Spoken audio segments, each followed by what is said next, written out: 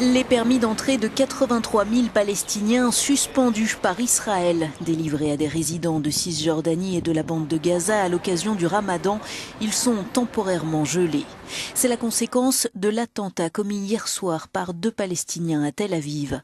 Ils ont ouvert le feu sur des clients attablés à l'extérieur d'un café dans le quartier très animé de Sarona.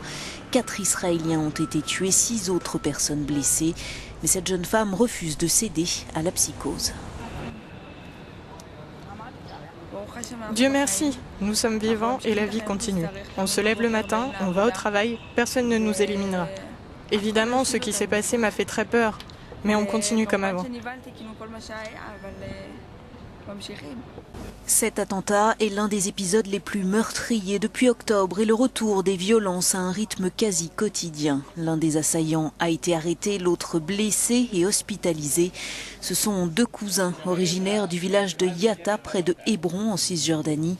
Le père de l'un d'entre eux dit son incompréhension. Évidemment, cette nouvelle a été difficile à entendre parce que mon fils n'est affilié à aucun parti politique ou organisation, même s'il a 2 oncles en prison. L'un d'eux a été condamné à la perpétuité 7 fois et l'autre 1 fois. Mais on ne s'attendait pas à ça. Mon fils est jeune, il a passé les 4 dernières années en Jordanie. Il était de retour depuis 5 mois seulement. Il n'a aucune affiliation politique.